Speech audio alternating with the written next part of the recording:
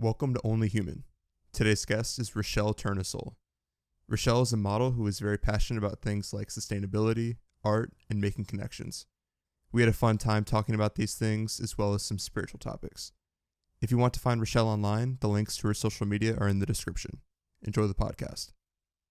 Hi, Rachelle. Hi. So Katie Marquez she's probably your biggest fan and has informed me about how awesome you are. So if you can real quick tell the audience about yourself and what you do for a living.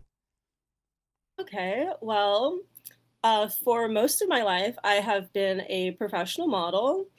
I recently just graduated with an art direction degree. I am hoping to stay within fashion, but in an advertising and branding way. But I am also building my brand at the moment as well. Okay. That's all I'm doing. Got you.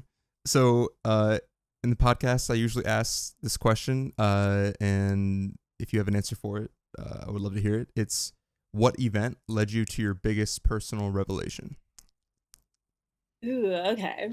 So when I was 16, I did not know I had depression, but I was depressed. And I attempted suicide, and of course, being a dumb teenager, got caught and landed myself in a rehabilitation center, being deemed a hazard to myself by the state.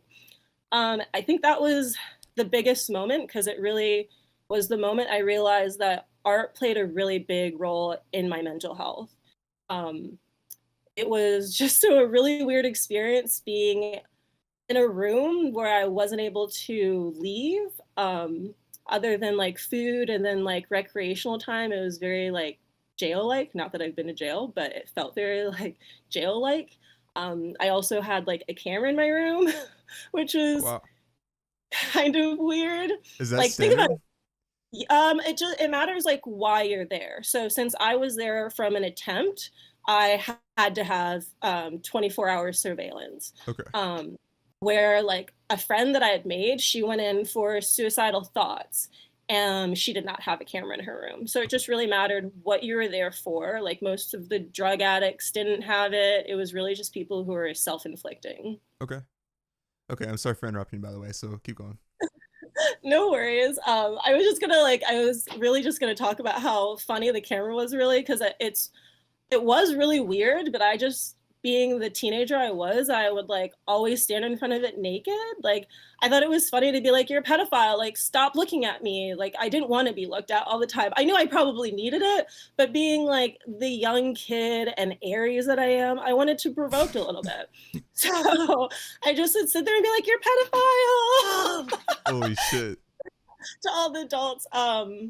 I mean, I wasn't there long because I have a beautiful personality, and they're like, "You're so happy," and I'm like, "I know, I just get sad sometimes." And I don't know how to handle my sadness, and I knew how to talk, but I ended up taking Zoloft. This is why I don't do drugs, pharmaceuticals drugs, but they gave me Zoloft, and my tongue swelled up in my mouth. Oh, wow. And I just remember being like, should I tell them? Because I wanted to leave. It's not like I wanted to be there longer. I knew I had to take the medicine because I was a hazard to myself. But I really didn't want to. So I ended up telling them because it got to the point where I was like, I get dog, I'm gonna blow my tongue. That's Like scary. it was so bad. I seriously thought I was gonna choke. Damn. And I told them, and they're like, well, then we're going to have to keep you longer because we have to watch you on medicine. And it was a horror because I just wanted to leave. Yeah. But luckily, a day after, they let me go because they're like, you don't need to be here. Nice. But that was the moment I realized that I loved being in my own personal room, no cameras, making art, and no Okay. one telling me that I wasn't able to leave it in my room if I didn't want to, or if I had to, or anything. Yeah, that's pretty wild. And I think so. The first thing that I want to talk about is the fact that you said that you got caught, which is just, for me, it just came off as interesting. So was your, because I feel like a lot of suicide attempts are cries for help in a sort of way, and so was getting caught really not part of your thought process going into it at all? No. I Okay. mean, I was so young and naive that I really like I first of all didn't know what I was doing. Like I might have taken like 30 to 50 pills they said, but I didn't have my stomach pump. So like what I took wasn't going to do anything to me. I didn't have a tummy ache the next day. Um I really just was young and dumb. Okay. So it wasn't really like a thing that I thought of. I didn't think I just thought like, oh, like I'm just not gonna wake up tomorrow. But the reality was my parents were like, did you take that medicine? And I was like, it's all gone. And they're like, what? You just got it. And I was like, ooh, I shouldn't have said that. Oh And shit. so just I was just too dumb. Okay. So the way that you talk about it now makes me feel like you're doing much better than you were then. Oh, Okay. yes. Okay. So do you think okay, so going back into now I'm curious about the pharmaceutical drug take after Zoloft. Was it that adverse reaction with your tongue that led you to no pharmaceutical drugs, or was it a lot more stuff including that? A lot more stuff. I grew up in Alpharetta, like it's now Milton, but like so we're part of like the heroin triangle, and unfortunately like I grew up with a lot of kids that like experimented, and I didn't really know what was going on. I wasn't really part of it. And a result to that is we've lost a lot of people from my graduating class. It's really sad. I actually like found out like my first love passed away. Like, I actually had a dream about him, which was another story. Oh But wow. um, he passed away, and I had sent him a message because he was in my dream, and he didn't contact me for like a week. I was getting mad at him because I was like, we're homies. Like, I know we don't talk like this, but like we have a connection. Like, we're still really good friends. And then I ended up Facebook stalking him. He overdosed, and Oh wow. it was really hard because like I remember going to like NA meetings with him in high school and being like, I'm supportive, like I love you, like I'm here for you. And just to like know that some people can't shake it, is really hard. And a lot of them have like turned to other drugs, and to the point where like I can't talk to some people that like I really, really love and have been there for like pivotal moments of my life. Yes. I just think seeing all of that was it kind of was just like, I don't know. I don't want to be a part of it. I don't want it to happen to me. Just a lot of baggage along with it that kind of led me down the path. Yeah. Um well, I hear you on a lot of that. And I mean there's two routes that I want to take, and I definitely want to eventually take them both.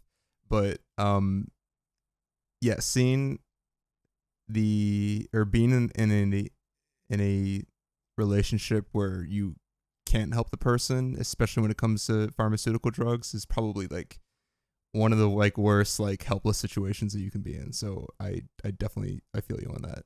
That's a quick way to get red pilled on pharmaceutical drugs, is to be in a relationship with someone who's hooked on them.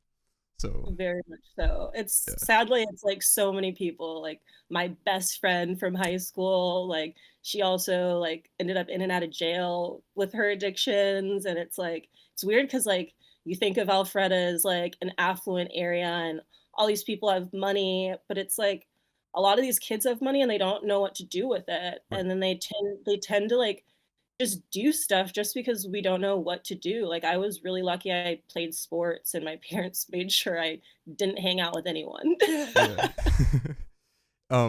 Yeah, it's also I feel like it's a humbling thing too, because like that could happen to anyone. And like I think the worst some of the worst situations is when people get prescribed like opiates for like actual like surgery, like completely innocent like back surgery or like knee surgery, and then they get hooked after that. So I feel like that's like also like a uh in terms of like an addict perspective, like a humanization point. I think that that's a big part too. But to go back to your the story of the person from high school who you reached out to, your first love is would like okay, the dream that you had, to me that means something like 100,000%. Did that mean anything to you besides a mere coincidence? um when it happened, it was weird because I don't remember my dreams. I woke up and I was just like, oh, like it was so nice to see him. Like I haven't seen him in such a long time. Like what a beautiful person. And so I woke up and I like got on like Facebook, and I don't even have Facebook on my phone. Like I just downloaded it and I was like, "Hey, like I had a dream about you. I just thought of you. Like how are you doing?" Like and I was like, "It's weird. We're not friends on Facebook. Like I don't know what happened in the past, but like I'm so sorry. Like I just want you to know I appreciate you, and I'm sorry that I haven't been in touch. Like I do think about you a lot though." And like it was just like a my first thought was like reach out to him, like you had a dream about him, like you love this person, like he's so like he's a great person, like he was still like I considered him a best friend even though we like didn't talk. Like it was just like I told stories about him all the time just because he was in my life, and like good memories.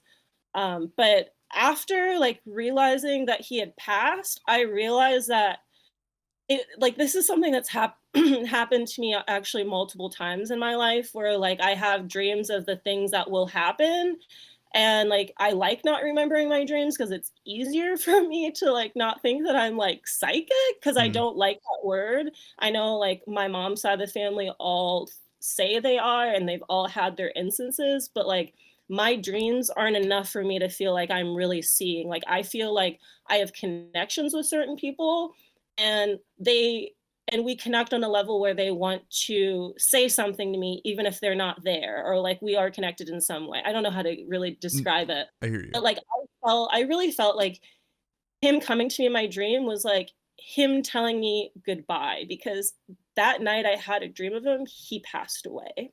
Oh wow. So it was during the day, but like still like by the time I was asleep, I feel like his energy came to me just to say like goodbye and to like let me remember him, because it had been a really long time, and it's not like I forgot about him. It's just that like we grow up. Like I mean, what I was like 15, 14 when I met him. Right. So like it was a long time, and like he dropped out in freshman year, so like there was a lot of time that we really didn't get to hang out because we weren't in school all the time together. Like it was really an outside of school thing. Okay. So I really just took it as he wanted to say goodbye and he knew I would appreciate it. And I really do. Like I'm never gonna forget that ever. Wow. I think that's a interesting distinction that you make between that like psychic slash like having prophetic dreams, because I mean, if you're willing to talk about it, does it seem like a burden? Like if you have that tool and you recognize it, that you think that you like feel obligated to like look more into your dreams when maybe you think the other half doesn't think that there isn't? Like, is there like a dissonance there, or like if you want to get into that, I don't know what I'm trying to say. Oh, no, I get it. But like I don't feel like it's a connection. Like I don't really think it's like a big connection to all the souls. Like which I think like psychicness, like you really are like in this like almost like the you're in two worlds, like because you can communicate with both sides. Like we're in one world, but there's really like I believe that there is energy that we all cannot see, whether it's like a spirit that cannot cross because of whatever it has been stuck here. But I see my dreams as more of like connections with people I have in my heart. Okay. I don't see it as like a bigger connection to another world, because I've never had dreams of like my grandmother coming to me and telling me that I must go on a journey or like something. Okay, I hear that. Yeah. It's always a dream where like I remember in elementary school I had like this really good friend, and her family moved out of nowhere. It was like we went home, and the next morning she didn't come back to school. And in my dream that night, she told me goodbye. She was like, "I'm so sorry, like we're moving, I will miss you." And I was like, that was weird. And I went to school and they're like, "Sorry, like she moved." And I was like, "What?" Yo, Like what? and that was the first time like I remember that I was like, wait, like so it was real? Like and I was really confused, and then I told my mom and she's like, "Well, we're psychic." And I was like, "I'm not psychic." Like I was like, "It was just a dream." And she was like, "Well, we're intuitive." And I was like, "Okay." Like and I kind of accepted it as that cuz like it's cool to think about, but Yeah. I'm not intuitive. So you're not into the whole like is okay, I don't want to assume anything. What is there any like bloodline practices beyond just like intuition? Like is there like tarot practices, like tarot cards, any of that? Um, Not really. I have tarot. I pull them really for myself. I have a non-traditional deck that I've like I've connected to, which is more based off of nature. But practicing in my family, no. Like I mean, we have like stories that go around our family, like being like a and being of black descent or being of African descent, that I really like hear stories of like what our ancestors could have been like. We don't really know because like I mean history is like very foggy for us, but like it's really interesting to know like what could have or might have. I mean, some of the stories might not be true or could, but like they say that like where we're from, like one of the women in our family on my mom's side, actually, she was an African witch doctor, which she like carried in through slavery, and they talk about her a lot, and like just little like weird, just like I just remember taking like weird medicine, and my mom was like, "I made it," and I'm like, "Okay," like, and it was just like a spoonful of like honey and like herbs or whatever, and it Yeah. would just be something natural that like had been passed down, but nothing crazy like rituals or like seances. Like I've done them because I've been interested, and they've actually worked in interesting ways, which is like I was in a haunted place, so we were like, let's have a seance to see if we can talk to them, and they decided to show up, which was scary but enlightening that you can communicate if they're willing to. Wait, is that something you want to talk about? Was it a profound experience, or was it just something that you thought was cool and you sort of forgot about it? Um, I mean, it wasn't really profound, but it was like the only time that I've really felt like there was energy in the room that was not like in a vessel. Okay. So Yeah. it was really weird. I was like I actually work for the same company still, but I when I was working at Urban Outfitters, um I was working in San Francisco, and it was one of the buildings that didn't burn down in the San Francisco fire. Mm. I believe it was like a hospital at the time. And so there are a lot of like spirits that were trapped. And I worked overnight, just like processing. And I just remember like we were just like talking and folding and tagging, and all of a sudden, like books fell off of like the furthest away bookshelf, and we were just like, okay, but like the way they fell wasn't just like a fall over. It was like someone just like threw them, and we were like, there's no way that those can go that far. And then all of a sudden we like, or not that night, but another night we heard like bags dragging above us, and we were like, whoa, like Gap isn't open right now. Their overnight is like is was the day before, so that doesn't make sense. So we had a seance, and like the next day we brought a bunch of candles, and during our like 10-minute break, we were like, let's have a seance. And like a couple people were laughing, and I was like, you have to leave the circle because you're a non-believer. Like, we really want this to work. And they were like, you're so rude. I'm like, no, I want to talk to them. Like, I really want to speak with them, and I cannot have you ruin this for us. So like we lit the candles, and we're just all holding hands. And then we were like, wait, who's gonna talk? Like we had it all planned until like who was gonna talk to the spirits. And like actually one of my really close friends was like, Rachelle. I was like, uh-oh. And I was like, okay. And I was like, I just like started talking. I didn't know what to say because it was like no one really like reads a book on how to seance. Yeah. So I just was like, if you're here, can you give us a sign? We would love to talk with you.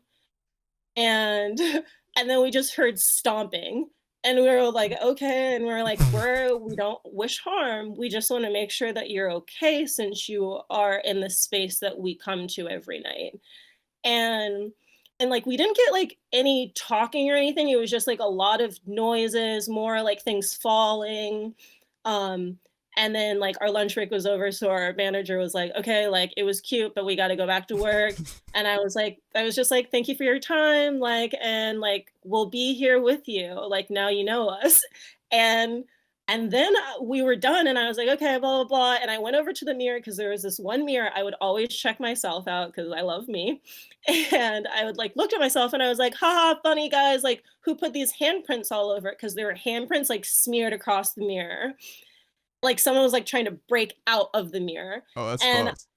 and I was just like, haha, very funny guys, like y'all know I check myself out in this mirror every night, but like you got me, you got me. And they're like, Rochelle, you're crazy, like no one's been over there, like you just saw us from the seance to moving. And I paused and I was just like, like, I would have clocked out. The did I almost bring it out of the mirror? Like, oh my goodness, like it listened to my voice. But that was the only time I've ever been like, okay, like we don't mess with energy, like if we don't know what it is, because like I don't know that's what it was. fucking spooky. Yeah. Uh, only Well, time. I mean, I will. Yeah, I haven't had an experience like that, but I mean, I've heard stories all the time of people doing the same sort of things. I mean, I have some friends growing up who used to like, for fun, go into like abandoned buildings that had like, remnants of like a satanic ritual, and I'm like, why do you guys even come close to that shit? Like, I'm pretty empirical, like I'm pretty scientific dude, but like when it comes to that stuff, I'm like, I'm not taking any chances whatsoever. So like the fact that you did that is like pretty brave. Yeah, I don't I know. like did a lot of research after because I was like, what did I do? Um, and they say like just be careful because like energy can attach to you. And like you never know if you like, I mean, they say Ouija boards are like always bad energy, so I like don't really try those, but like you never know who you're opening on a portal to like speak with you or like Mhm. let in your life. And if they see something that they might connect to or like feel something they might connect to, they can stay with you grounded if they like seek comfort or if they just like feel like you're remind them of their daughter or something and they want to be close to you. Yo. And I was like, "Oh, like, I could have, like I mean, I could have, like, some, like, 1920s dude with me all the time." Like, like, Yeah. just thinking about just, like, when someone was born in that hospital or, like, who was there, just thinking about, like, who could be attaching their life or energy to me. Hmm. I was like, "Oh, maybe you should be careful with that because, like, you really don't know, and I don't I already have bad luck." Yeah. That makes me think about uh like voodoo, like in New Orleans. Like, have you been to New Orleans yet? New Orleans, Yes. New Orleans. Okay. Yeah. So like you've seen all like the voodoo stuff and like that stuff. To me, like if you do believe in it, I feel like just the anxiety alone will have all those negative things manifest in your life through your own like self-fulfilling prophecy. It's like planning it's like a curse. It's like an anxiety, you know what I mean? Like it's like an anxiety Yeah, curse. And so, yeah. and also like the whole thing about like, the funny thing about like the seance with like it having bad spirits attached to you, like that shit also exists in real life with real people too. So it's like, it doesn't like, it's not too far fetched when you realize like if you have weak boundaries and you have like these sort of people in your life, that sort of thing will happen to you in real time. But it's like, so I understand it. Okay. Like yeah. So like obviously the science part of me, the part of me that doesn't want to get canceled is like, shut the fuck up, you're saying too much. But like you're showing your hand. But like, yeah, it's interesting thing. It's like that's a part of life where, I mean, I don't know where I'm like trying to like go with this, but that's the part of life that for me has the most mystique. Whether or Mhm. not like there is like a scientific answer for it, I'm like, that's the stuff. Anything regarding like spirituality and religion is probably the most like. Are you naturally drawn to that thing with like your background, or was that because that seems like it Um, was sort of like a niche case of you investigating so something? it's funny because like I don't feel like it's like ingrained in me, but it's funny because like I like have instances where like it comes too close for comfort where I'm like, like maybe like borderline, like like and maybe I should like get into this. Like this might be my calling. Like when I pull people's tarot and I'm just like this like I'm just going to like overview you and like how my deck is seeing how I perceive you because the Right. deck is really like my energy based on the world. That's how I take it.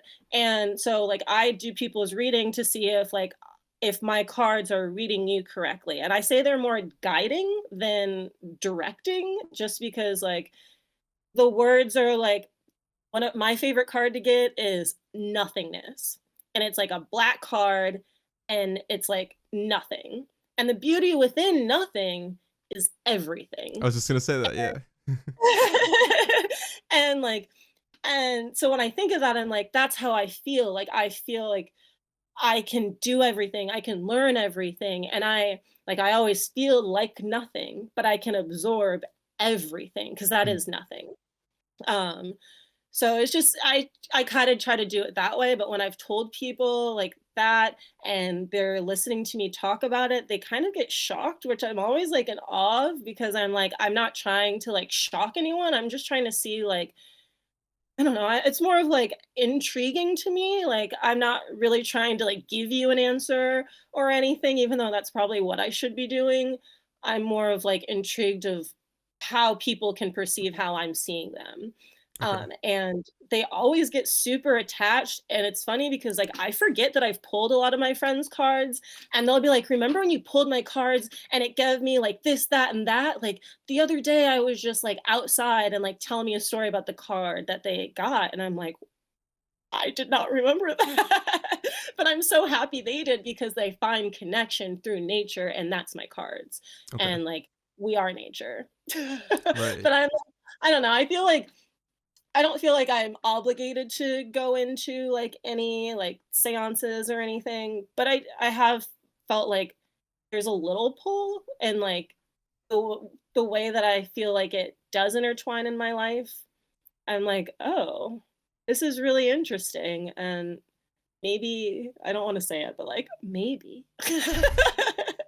Before we resume, would you like want to like pull a card for me or whatever, like soon or right Oh, now yeah, or later? I can go get my deck if you want. Please. That Yeah, would be I'll go so get it. hype. I will. I went to this talk, and there was, like, a little tarot or, like, what are they called? They're, like I mean, I guess they are technically, like, head shops still. Yeah. Um, and they had a bunch of cards and they like let me look through all of them. They told me this doctor was coming in town to like talk about these cards. And I was like, oh, I'm not buying anything until I go like listen to this dude. Turns out he's like holistic, like kind of like really like full of energy. And he made these cards. It's called Sustain Yourself. Sorry, it's dirty because it's old. Yeah. But Um, there are cards and handbook to live well and live long. Um, I just thought it was interesting just because like they're all it's all based on nature. And like we all have ties to nature. I like to ask people a lot like what they think their spirit animal is. Oh, that's a Um, good question. just Good. because like how you perceive yourself is really interesting. Um, and especially through animals. But That's a good question to ask at the bar, and I think we actually had that conversation the other day. But I don't know. What are yours, or what is yours?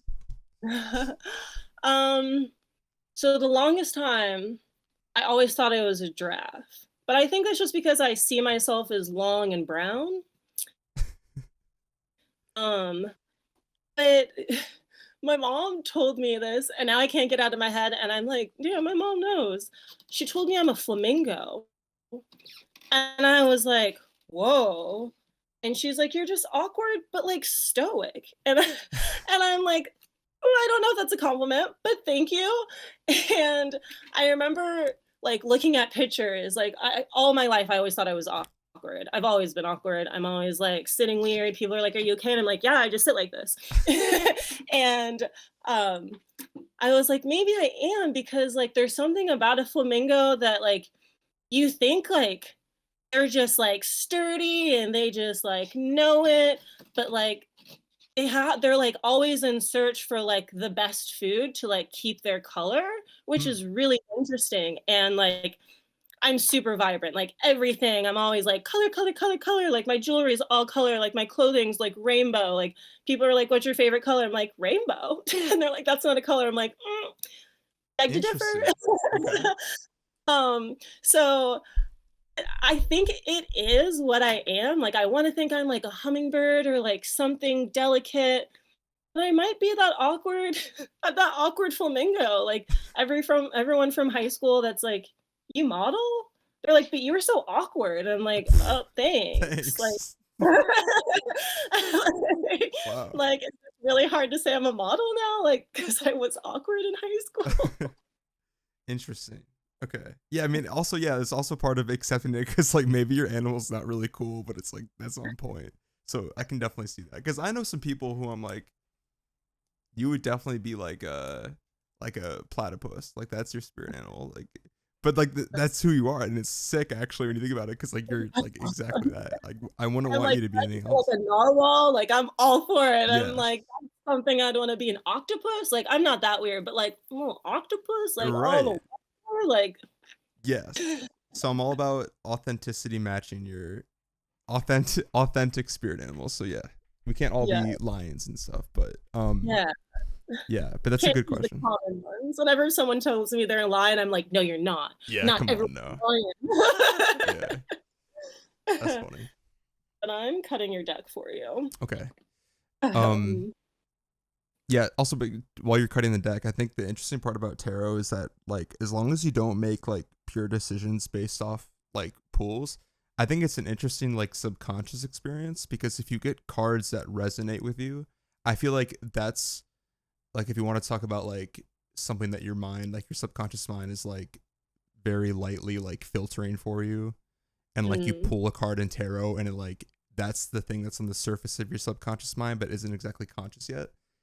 Like for example, like let's just say like you need, like you want to call like a grandparent, and like you get some, I mean tarot cards don't tell you to call your grandparent, but if you get a card that like for whatever reason like signals to you that you need to call your grandparent, but like for the past like 2 weeks you've been thinking about it, like I feel like it's like tarot operates as like a mechanism to like uncover things that are just on the tip of like your subconscious mind to help you like go and do those things.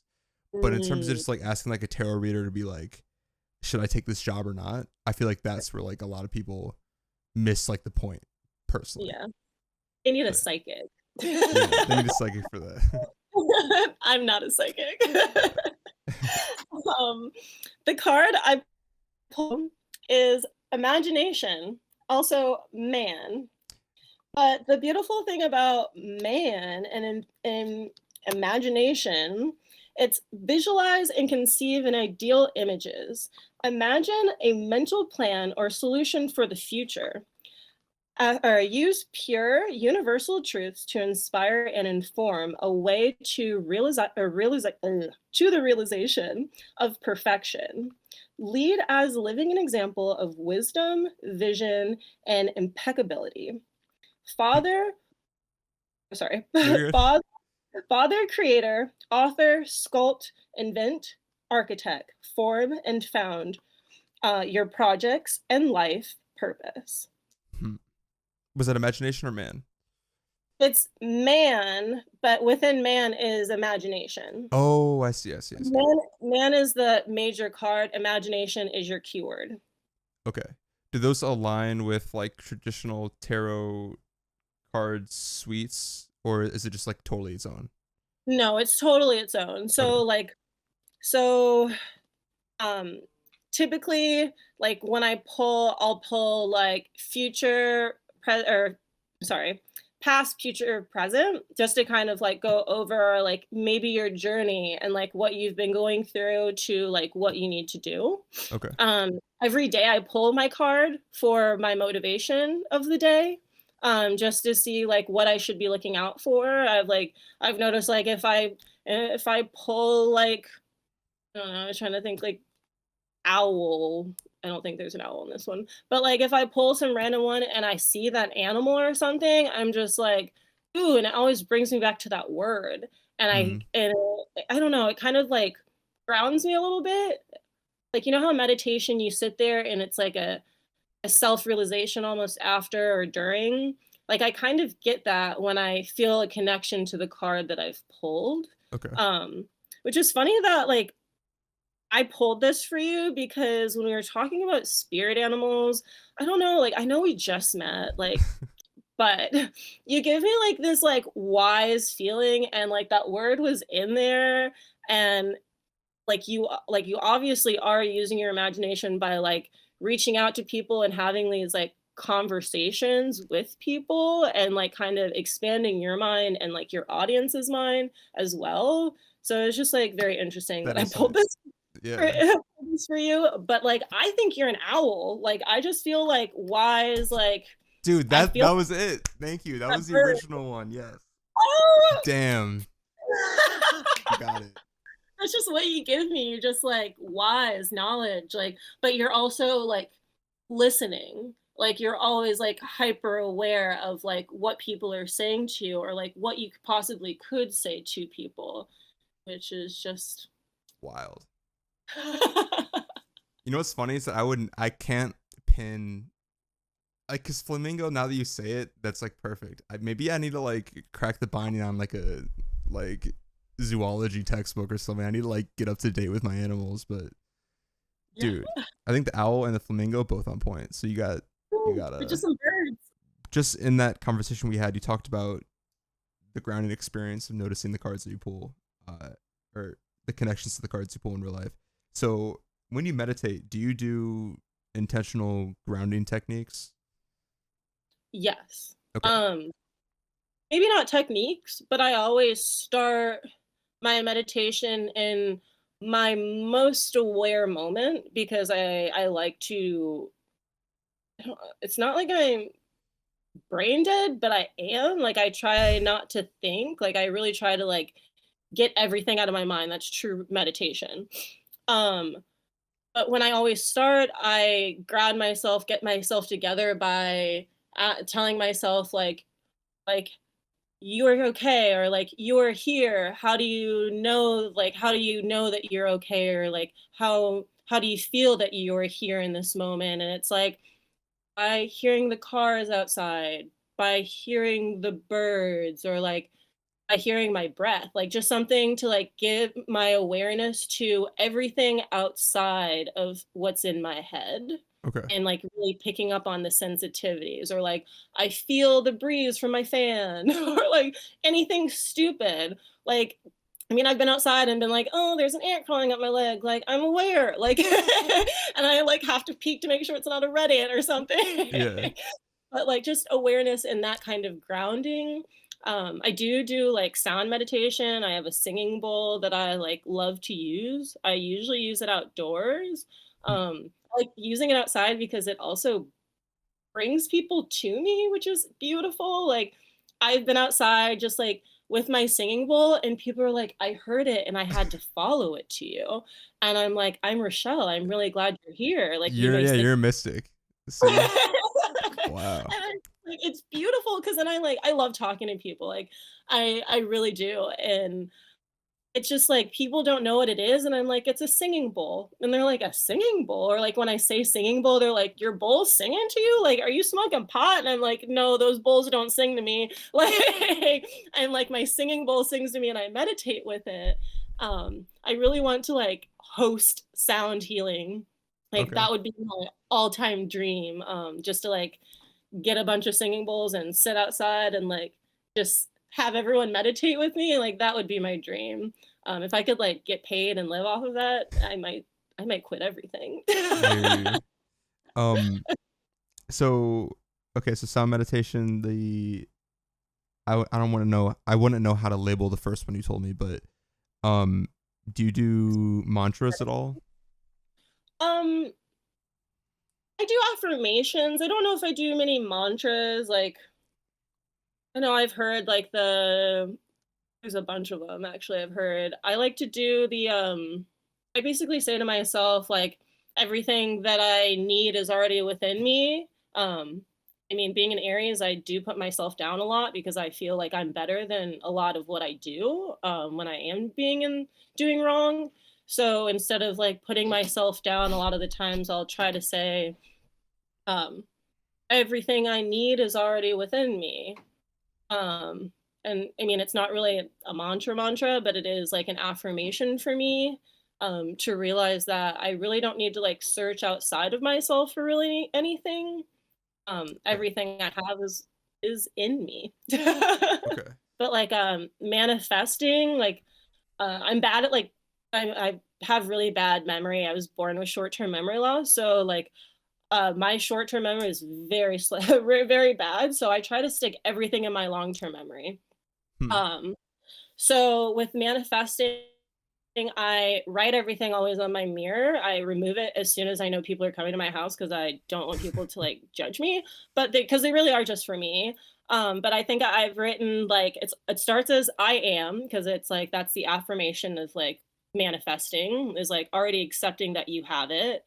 And I think it's like, I am healthy, I am beautiful, I am smart, and I am a creative. I have like, I'm a business owner. Like, it's just things that I want to be, but I'm manifesting them by saying that I'm already there. Like, Okay. I have a job at MTV because that's the brand that I like want to work for, like straight out of school. Like, just saying it and like feeling that you have it. I like right now I've been like, "Oh, save all your money. You're moving to New York." And like all my friends are like, "You're moving?" I'm like, "I mean, like, yeah, but no." Cuz I mean, like it's still like up in the air, but like the key to manifesting is saying that you have it, and then the universe will tell you if you can have it or not. Just because you are manifesting doesn't mean that it is right for you Hmm. or that you deserve to be there. It just means that you like you know what you want and it might get close to that, but you have to really be careful with your words on like anything. Like they say that with prayer too. I'm not a prayer, but like just being really clear in your intentions of like what you're seeking. Hmm. It's just really important because that's all part of the energy that you're holding behind it as well. Because it's like it really is energy. It's like energy of thinking it into existence. So do you stray away from material things when you manifest this? I'm human. I love stuff. It's like the biggest downfall is like me loving stuff. I think modeling really ruined me with like clothing because now I'm just like, I deserve it. I want that purse. I want it. Like quarantine hurt because I was just like, I just want to shop and I'm stuck at home. Um, Okay. I I have written on my mirror, I'm a millionaire, I'm pretty sure. Um, I have a conflict with it because I'm like, I feel the happiest poor. Okay. um, I mean, like, I am the happiest poor. I'm humble, like, I'm grateful for everything that comes in my life. When I have money, I'm just like, I'll buy you that. Like, I can get this. Like, and like, I have money. I don't need you. Like, I turn into a different person. Right. And I mean, it's not bad to have money, but it is kind of funny that like my brain shifts once there's some ones and zeros in my bank account. Right. What was I gonna ask you? So like how often do you find yourself like what's your success rate with manifesting? Ooh, I feel like manifestation really only works if you are really staying on top of it. Okay. So like Um, doing it consistently? yeah, like Okay. I am really into numerology as well. So Okay. I try to because like if I don't remember to say any affirmations, like I'm always looking on a clock, right? I see they call them angel numbers a lot. I don't really like that word, but like the angel numbers are like the repeated numbers. So my number in numerology is number one. So it's weird. I always see like 111, 11111, like always. I follow numbers that follow me around as well. Like sixes follow me around, which kind of scared me when I was younger. Is like, am I the devil? I don't think I am. But like, I just pay attention. So today I saw 444. I manifested. I'll always try to like take a minute. I call it a minute of manifestation. And my friends will tell you that I will stop in middle conversation and be like, it's 11:11. Let's take this minute to manifest what we want in our lives. Let's take a moment. And I'll like go into it. And they're like, what? And I'm like, just manifest.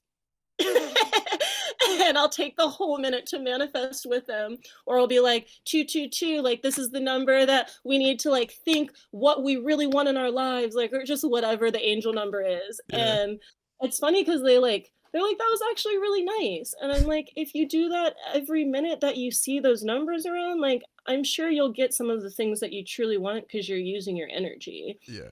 Um, like, I've manifested all my trips. I don't know how. I was like, oh, I've been to the beach like 4 times this year. I've never been to the beach 4 times in a year. I manifested that because I was like, all quarantine. I was like, I just want to be at the beach. I just want to be at the beach. I want bikinis and I want the beach. And I got it. Nice. So starting your own business is a creative aspect, and the creative process in general, I'm curious about how that is for you based on like modeling, branding, making a logo, how that stuff's going for you right now?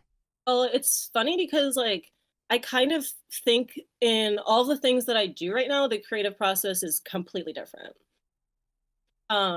Like with my art, like my like passion project art, like things that I do like here in my like little basement art studio, is all like all strings of emotion. I try always to have my art is like always speaking to how I'm feeling or like what I'm going through. It's never like a thought out process. Like I never paint and I'm like, I just want to like draw a person on a couch. Like I'm never like that. It's like I've done it, but it's never been like, oh, I want to draw this. Like it's just like, oh, that kind of looks like a woman. I'm just gonna make her into a woman now. I'm like, ooh, let's put her on a couch. Like it just happens. And it was like, and that was all because I was talking about my body. She's like a voluptuous woman, and I was just like, I've been angry that I always say like I have this like prepubescent teenage boy look. Like I'm just straight and narrow, and there's no muscle on me. I like don't have boobs. Like I'm just ugh, like so it's just like I really always wanted curves. I wanted boobs, so I like just drew like I saw this woman. I was like, this is the body I want, like, and I drew her, and it was all based on like how I felt about my body. Like I love me, but like the grass is greener on the other side. Right. We all think, but it's just interesting moments. But like with modeling, like it's really like feeling the like vibe and then like portraying what the overall art direction is supposed to be. Like especially if I'm not the art director, I really have to pay attention to how I'm holding my body and posing to get what the photographer really wants. It's funny because like a lot of my modeling pictures, I'm like, wow, that's really not a good photo. And people are like, but that's what we wanted. Like, or other people like post it and I'm like, oh, like my face though. But it's really just like, that's what they wanted. Like they didn't want like this stereotypical, just like pretty girl. They wanted it kind of to look more of like, I'm moving or like whatever they chose at that moment, or I'm angry or whatever they wanted to perceive through it. So with my art direction, I feel like I'm always like inspired. I always get a reference and I try to like dissect it and how I feel about it.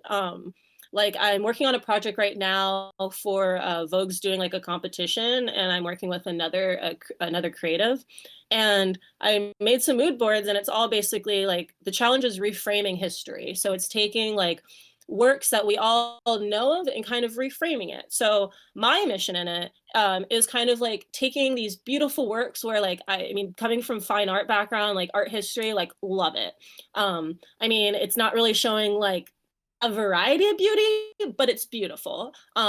There's something about there's something about religious art that's super beautiful, and I'm not religious, but I love it. Like Islamic art is probably one of my favorites. Just like so Hmm. provoking, and I'm like, I don't even know why I feel so much. I'm like every temple I see pictures of, I'm just like, I want to go there. Like I really hope they let me in there because I want to be in this like beautiful building. Um, I don't think I can like name any off the top of my head, but it's just like every like temple I've seen of like Islamic art, like very beautiful, just like the Catholics did, but it's like there's no people.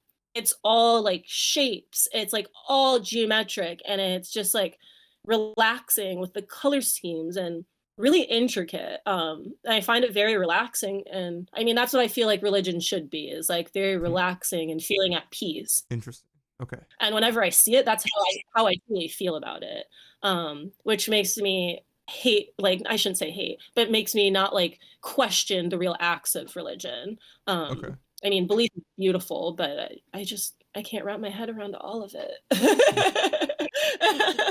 I believe in stuff, but not all of it. So my mission is really to reframe some like masterpieces that I like have grown up loving and like looked at a lot, and reframing it with like people of color, Okay. um just like complexions. I know that like I mean I love a porcelain skin too, it's beautiful, but I mean there's something about like super dark skin too. Like I don't discriminate, I think it's all beautiful, and I want to like put other beauty into the light as well, just because like we've seen it, like we want to see more beauty, and like we know how beautiful like the like fair people are, like let's try to show it a little bit like more colors, more like culture. So I'm trying to really like pull in some of these references from the art, I have like the painting that I'm working on, or not the painting I'm working on, but the painting that is my inspiration is Salvador Dali. It's the Venus butterfly. It's actually a very small piece of work, but originally a small piece of work, but it is a collage butterfly. It's a reference off of the birth of Venus.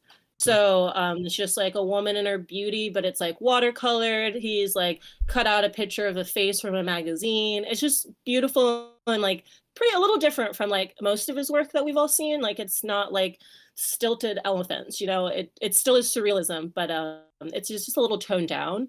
Okay. But I just really wanted to show like the birth of Venus through like the growing and the phases of like womanhood. It's just like we all go through like this cocoon stage into our like flowering era, our butterflying. So I really just wanted to like show that through a little bit more color. I'm trying to do like we're doing a series of it, which will be cool. We're not submitting all of them, but the goal is to like do a big extended series to kind of get like the range that we want and to show that like blossoming happens differently for us all.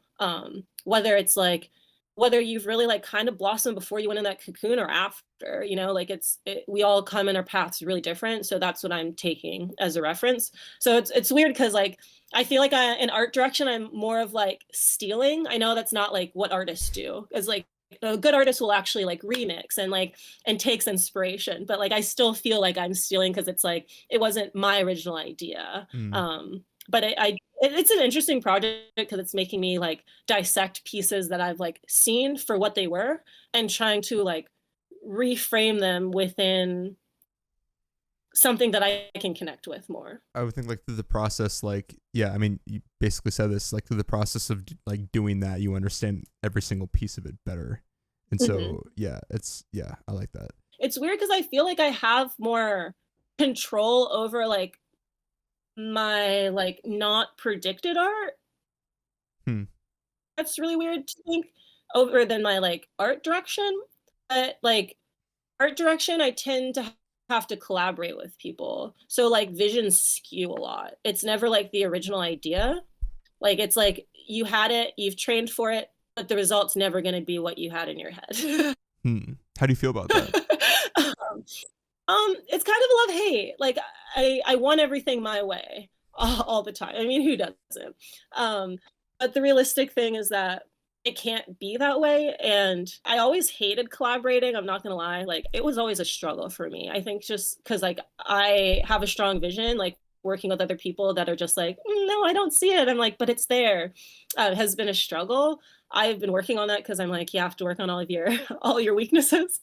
So that's why I've like been pushing myself to really like work with people, and I'm trying to like work with people that I know I've struggled with in the past. Okay. Just because like, you get a lot of insight from like if you can work with people that you don't like, nothing's gonna defeat you. You know, like I love the difficult customers at my retail job because I'm just like first of all I'm like I want to be rich like you, but like I won't treat people like this, but like I know how to work with them because I'm just like I mean kiss their butts because that's essentially what they need. And then they come back and they're like, where's Rachelle? Like I only want to shop with her. And I'm like, that's how you do it. Like after all the girls will like get mad when they walk in, and I'm like, but I'm here. Like they'll text me and they'll be like, she's here. I'm like, tell her I'll be there on Friday. Like tell her to come back. Like That's funny. like, So wait, how do you though, so. what part of like that connection that you make do you think makes them want to come back to you? Like, is it really just kissing their ass, or do you actually feel like you take the time to form a connection with them? Oh, I know I form a connection, but I know that like at the beginning it really is ass kissing Okay. because it's really like you have to it sounds really bad, like, but like you kind of have to like bring yourself to their level, like whether they're above you or below you. So they feel like you're an equal. Because when people feel like they're an equal, they will open up to you, they will find trust in you, and they're gonna like feel like you're their best friend even though they just met you. And I try to like I always say like the best friend experience at school or not at school, at work, because like when they're alone, they don't really have anyone but themselves, and a lot of people want to like make sure they look good. And I mean, I refuse to lie to people. I think that's why they've kept me there because they know that I'm like people will come out and like it's really not doing anything for your body shape, but like if you love it, like I'm not wearing it, so I can't tell you anything.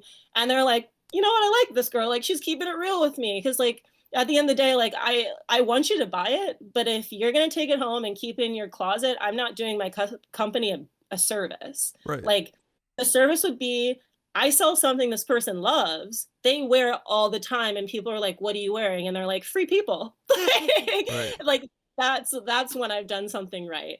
That's cool. Um, so I have people like seriously, I have customers that text me all the time and they're like, "I just ordered this," and I'm like, "You want to see what I ordered?" And like they like let me know that I don't have a shopping problem, even though I do, and we get to like converse and like swap like fashion ideas. And it's like it's funny because people will be like, I'm just gonna tell them to text you. And I'm like, okay. Like they get scared to text me. And I'm like, I seriously have my phone all the time. Like I pay for it. Like text me. Like if you have a question, like this is technically my job, whether I'm getting paid like the small amount that I'm getting paid or not, you know, Yeah. I still will help you. And I think that's what people want, like a genuine connection that like they feel like is beneficial. Like if it's not beneficial, like they don't have a reason to come back to you really. They can work with anyone. I hear that. I think so. What do you think the apprehension of your coworkers is to form the same sort of connection is? I think they do. I think it's hard for everyone to be like because they do it in different ways. Like I think like with my role, I really tried to like go above by giving my number out so people could connect with me. But it was really just so like people felt like they had someone in the fashion world to like talk to. Like all my customers know that I'm a model, so like they know I'm in the industry. They always are like commenting, and like of course my coworkers are like, "She really is a model." Like when they're like, "You look like a model," I'm like, "Oh, you're so kind." They're like, "No, she is a model," and because I'm not gonna be like, "Oh, I am a model," Right. like, but they always do, and they're like, "Oh, of course," and then they are like, "Okay, like choose like help me find something." Or like I have customers that will seriously be like, "Can you help me shop? But like I can't wear what you're wearing." And I'm like, "No, like I'm crazy. Like I have my own personal taste. Like I'm not gonna push my taste on you. Like I want you to find what you like and what's flattering." That's cool. Um, but I think my customer or my coworkers do. I went off. My customers do in different ways. It's just that like me giving out my number is like technically something I didn't have to do. Like I don't give my number out to everyone. I'm not like, "Hey, call me." um, it's more of just like if someone's like, "Oh, I really want something like this," and I don't see it in the store, I don't want to order it or blah blah blah, whatever they have to say. I will be like, "Oh, I'll text you." Like if I look through the website and I happen to see something, like I'll just send you, like I'll send it to you online. Like I'm always on the website. And they're like, "Oh, cool." Or I'll like find a size for them. Or like if they're like, "Hey, do you have this in store? It's sold out online." Like I just do it where I mean I don't have to. I just feel like I don't know, it makes my connection a little bit more real. Like I'm just not a store person. Like Right. I'm a real person. And I think a lot of them appreciate that. I'm always like if I send out a text message and like I always make sure to be like, "Hey, if you don't no longer want to be texted, like please let me know. Like I will cross your number off." Like I'm good at that because like I'm not trying to annoy anyone. Right. I just want people to know like when there are deals. But like I'm not in the store a lot, so I feel like by me giving out my number, they feel like they can reach me on the days I'm not there. Okay. Wow. Well, you're a real one for that. I love my job. I'm like my mom's like, "Get a real job. Like you're not getting paid anything." And I'm like, "I know, but like I love it." Like Wow. I wish I got paid more, but How are you incorporating sustainability in like your life as such? okay, one of my favorite things. Everything. I try not to if like it's funny because I have been trying to find like to go count containers because I'm tired of like going out to eat because I never finish my food and they always give you plastic and I'm just like I'm so sorry like I can't keep doing this single use plastic like I'm trying to find like new containers that I can take that are like washable so I like don't have to take plastic home with me like the grocery store I will like go there if I go there with no like reusable bags, I will make sure I can carry everything so I don't take a plastic bag. Like if I leave with a plastic bag, it's only one. Like they'll try to double bag me and I'm like, no, no, no. Like if it breaks, like I'm picking it all up. You only give me one and I will reuse this bag. Like I will reuse this bag.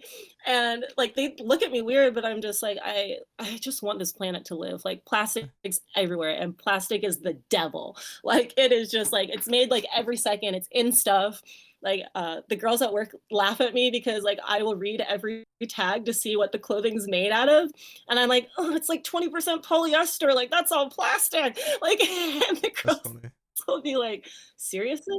And like, yeah, like textile waste is like the biggest waste in the world. Like it's it fills most of our like landfill, which is Oh crazy. shit. And then like the fact yeah, it's like it's most of our trash. And then like and then our fashion industry with fast fashion is hurting the rest of the world as well because all the clothes that we don't want anymore that doesn't end up in the trash is going to like Goodwills or being like is being transferred to these third world countries that don't have stuff, but that is ruining that's ruining the sustainability of the culture. So like people who actually hand make their clothing or like do weaving or make fabrics, we hurt them by this fast fashion. So it's just like people don't think of like clothing as sustainability, but like you have to think about it on every level. Like I'm wearing like a hemp shirt and hemp shorts. Um, like I try to like keep every like little glass container to reuse it. Like if it's not beads, I'll make a candle out of like crayons and like oils. Like I just try to like reuse everything I possibly can. I sell clothes online and my my bio is reused. Like all my shipping is reused. I like save boxes to reuse it for shipping everything out. I save all the plastic in it because like everyone overuses plastic. So I just like try to like always make sure that like I keep it in case like I need to use it. Like I burn all paper in our backyard. I try not to throw anything that is biodegradable away. We compost at my house. When I moved back, I made my mom buy composting bins. I bought the first one. She didn't like it. She bought new ones and better ones because she has better money. Nice. And so we compost all of the food. I'm the only vegan in the house, but I have influenced them. It's small changes that I like love to see. They keep buying almond milk, which I'm trying to make the change to stop because that's not sustainable, What's the problem y'all. with almond milk? Okay, so we have to use a lot of water to make almonds. A Hmm. lot of water. It's not sustainable to use that much water to make only milk. Like coconut water or coconut milk's the best. Soy, just buy organic. Soy is the number one genetically modified plant. But you know, y'all eat corn all the time, and that is not real. Yeah, it's up there. It's up there with the GMO. Yeah. corn like corn has been like genetically modified so much that corn cannot grow on its own anymore. Like we have stunted the growth of this plant that it has genetically learned that it needs a human. That's Dude, crazy. GMOs are scary, and especially when you brought up the soy thing. Soy also now, in its own right, is pretty spooky. Like I'm not totally up to date on all the literature, but I've heard some pretty scary things from those. I mean, it's just modified because soy is in almost everything, just like corn. So the only way to like make a lot of it is by like using using genetically modified pesticides, all of that stuff. So it makes sense, but it's just like if you have the knowledge, just be like very adamant about not taking a lot of it. Like I still do tofu. Like I love tofu. It's just being like everything in moderation, which is everything in the world. Like I have corn from now to now or time to time, but like every time I eat corn, I'm like, I think I'm like eating a human because like we have consumed corn so much that our genetic like it's super weird, but like our genes have changed to be genetically so similar to a piece of corn. Like if you took it and looked at our DNA, we've been eating it, consuming it for so many years that we have started becoming corn people. Fun fact. But Fun fact. Yeah. when I learned that, I was like, oh, we have to stop eating corn a lot. That's a lot to like take in. Um, but I try to like watch everything I eat. I have a lot of rules with my veganism, which like crosses into like I read this book. I'll start here. I read this book when I was a vegetarian still. The week that I was a vegetarian, I read this book called Veganism. And it was the reason I became vegan. And it said it is completely impossible to be 100% vegan. Hmm. And with that knowledge, I think it was good to know that because a lot of vegans I know have or people who have been vegan have strayed from it because they're like, I just stressed out so much about what I can eat and what I can't eat. And I was like, well, like I have rule of thumbs. Like I'm always like if I have to break my veganism, I'm like it's only seafood. I'm never doing dairy. I'm never doing egg. Like I'm never doing like I'm not doing anything that I know is going to hurt my tummy. So it's like chicken, beef. Like I've never eaten pork in my life because I'm Jewish, but I'm just not going to do that. Like seafood. Um, we don't know how much pain they feel. So in my book, they are on the same, not the same level. They are close to the level of plants. We know that plants can feel. We don't know how much pain they do feel, but they are a living creature. I eat oysters if I'll eat oysters, special events, only fresh, never frozen. Like it has to come straight from the ocean that day. Like I don't play around with like anything frozen. um, so it's just like always thinking about what might not feel anything that I could be eating. Oysters are eaten alive. They actually do not move to the touch. So we don't know if they have any feeling Hmm. um, because we don't see them actually retract. Where like an octopus, like they technically retract, so that there is some level of feeling. Fish the same. I don't think that fish have are as like complex. I mean, they definitely aren't as complex as an octopus, so I feel like they have less feeling. So like when I'm eating, like I think about those if I'm in a place like there have been times where I've gone out with my friends and I'm like, I can't eat fries for the third night. Like like just angry that I've only eaten fries and they're like, get a salad. I'm like, I can make a better salad than like croutons and like iceberg lettuce. And people would be like, you're such a snob. I'm like, if I'm paying $23 for a salad, it better be the best salad of my Exactly. life. Yeah. Like, don't make me have to like have some like berries in my bag to pull out and make a salad Right. at a restaurant because that would be amazing. Um, so that's how I think like coming to food like is just being aware. Like I'll call it mindfulness. I'm trying to stay away from like the word vegan because I know that like it is impossible to be vegan. So I try to say like I'm sustainable and I'm mindful of what I practice. And I think that's more clear to people than being like, I'm a vegan, I don't eat meat, I love the planet. You do? Like, because Right. that's how people take it. And that's not what I mean. I do love the planet, but I'm not meaning it in a snobby way. Okay. I have a lot of collections. A lot of it is like for my art as well. So, like a lot of my art pieces have a lot to say about impact. I'm working on these like series right now. I'm sending these to New York, but there are like these little bracelets that I've been making. This My friend is coming out with an album and it's like an ocean theme. So I made like little bracelets and like necklaces and stuff to send out to him for his release. So we can like sell stuff, but it's all based off of like my art of it is all of it is like trash. Like all my jewelry is from like old jewelry that I like decompose and I make into new art. Wait, can you show So, the bracelet again? The camera like froze when you held it up. oh yeah, I'm sorry. No, you're good. This, this is just one of them. This is like the one that I made today. It's like a little stretchy one, but it has like little like sea creatures on it. And then I have like a bead to represent the water. But these are all plastic beads that I found on eBay from some jewelry person. And I took it apart and made something else. But the plastic is to represent the trash, even though they are the animals.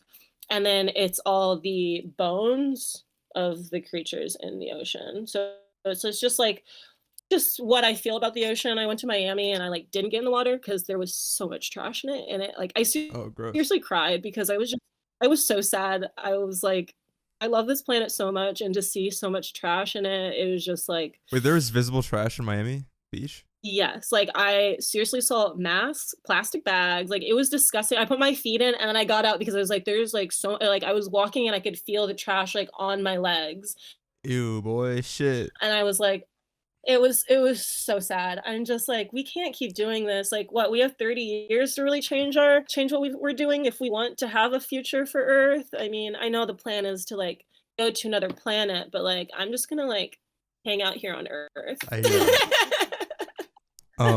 Well, that's So cool. yeah, so all of my stuff is like just basically old. It's like what the past left behind is usually what I say. Okay. Like I love vintage. I love like appreciating like history. Like I think history is just like really important to know, even if it is like unfortunate. A lot of it, they're all learning experiences, Right. and they really like provoke you to think about like what happened and what people were like, which I think is so amazing because people just are very interesting. It's like I I make a lot of jokes and people don't think they're funny, but I'm like, I think it's funny because people like want to say that they are this, but then when you give them some history, they're like, whoa, you went too far. And I'm like, but this is real. Right. Like, I just paid attention in school. Like, Right. I'm not offensive. It's just like we can't be so sensitive to our history if we want to grow as people. Right. Totally. So I try to like with some knowledge in like little ways. I think that's important because knowledge is power. I think also it's really spooky how much like about our history is open source and people either are never taught about in the first place and think that these things don't exist, but these things are super accessible, like scary accessible to like the point where like you get to hear about some unfortunate things. Unfortunate is a great word that you said. Unfortunate things from our past from a quick Google search away. So yeah, it's an interesting part of life that people don't talk about, but that reality is a few clicks away. So yeah. Mhm. I think Um. like what Sorry. was really nice about 2020 is that people like for like a glimpse of time, people really wanted to like be educated. A lot of it was forceful, which was like a little love hate for me. But like from what I saw, like a lot of people did appreciate it. From the ones that I did see who appreciated it, they did. And it just kind of like made me happy because I'm like, you don't get this a lot, you know, Right. like you don't get these like a large amount of people that want to know a lot. I know I got overwhelmed because I like growing up in like a suburban like well-off area, I was like very much the token black person. And so I got a lot of questions from like my friends throughout the years. So it was overwhelming for me because I was like I'm going through my own stuff right now. Like these times are really weird, and like I just kind of am trying to disconnect. So, but like I was happy to see like I made a couple of posts because I'm just like I was just in awe of like how many people really like cared and like Mm. wanted to like learn more, even though like we all felt different ways and like whether it was the right way of going about all of it or whatnot. I was really happy to see like there was a glimpse in time where like the youth was like really interested because like I mean my parents instilled like a lot of history in me as a child, which I really didn't like, but I really appreciate it because it taught me how to like really deal with things, even though I really didn't know that that's what it was teaching me. Like Hmm. I kind of reference it. People don't like when I do this, but I kind of reference it a lot to like society in the Bible because like these are teachings and we get so much knowledge from it and like to the point where like these are like great messages that we should like always remember and pass on. And I Hmm. feel like if we took that with history the same way, like we would blossom in a different way as well because I mean I see the beauty in a lot of like in all of like religion, whether I'm practicing it or not. I see there's so much beauty within it and there's so much light within it and healing within it. But I just don't like the disconnect and people just the clashing that happens um Mm. like I say like exchange your fear for curiosity because they're basically the same feeling. But Yeah. one just has hate behind it, but it's an unknown hate. And curiosity is the positive within it. You are seeing something unknown, but you're like, tell me more, or like, let me Yeah. try to figure it out. Which is like, I love curiosity because I'm like, children are the awe of the world because they just ask the weirdest questions, and I would be like, oh, well, I think about this, or like games with kids. I'm like, purple spotted penguin. I'm like, how, like, where did that Yeah. come from? Exactly. You know? But it's just like that. I don't know how to explain it, but No, I think the kids thing goes back to your nothingness tarot card because I feel like kids are like the sort like the real life embodiment of that. yes, So straight yeah, up nothingness in there. dude, it's so funny because that's like the whole. Because I mean, I feel like okay, now we're gonna get a little bit spiritual for a second, but or esoteric for a second, but like the whole born again thing. The Mm, I mean, there's like the whole phoenix rising from the ashes thing. That's again, but that's a thing. But there's one particular theme in the Bible, and it's on the tip of my tongue now. I'm sure I'm gonna remember it the moment the conversation is over. But seeing the world again through like a child's eyes, like mhm, I feel like I don't maybe was that Jesus resurrecting? I don't know, but after becoming an adult and then reclaiming that old nothingness, or like that innocence of like curiosity instead of seeing the world. Because like that's literally what it is. Like you come up to a point in your adult life where like, not saying you're fearful of everything, but when I feel like with your description, you can see that fear and curiosity are sort of on like two sides of one coin. Yeah. It's like the same thing, but one is the positive and one's the negative.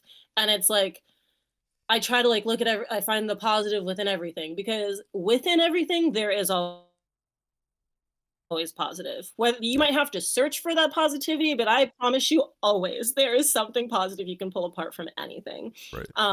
And I think last year it just really just made me think like, wow, like it's fear I see. And it's like, I mean, that's historically what has caused a lot of like historical moments is fear.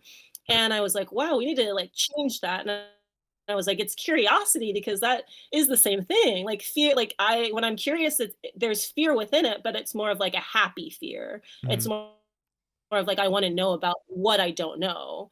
Um, and I just want to find that curiosity in the unknown rather than like the fear in the unknown. It's That's cool. easier to live that way. Yeah. Where can people reach you if they want to find you with your modeling, with your brand, anything like that? Oh, okay. So on Instagram, I'm Ode to the Sun, like a poem to the sun, ODE. And my art page is Ode to the Moon because I'm night and day. And um my art direction's on a website. I don't know if anyone cares about it, but it's artistrachelle.studio. I have not finished my branding stuff, but it will be coming out, and I probably will post on any of those three. So that's where you can reach me Okay, if you cool. want to talk, and I don't know, a talk. Hell yeah. Okay. Well, thank you for coming on the show. And I had a blast. And if you guys want to reach Rachelle, I put those links in the description. That's past me talking to future me. The future me is going to do that. And yeah, if you made it this far, peace. Thanks for watching.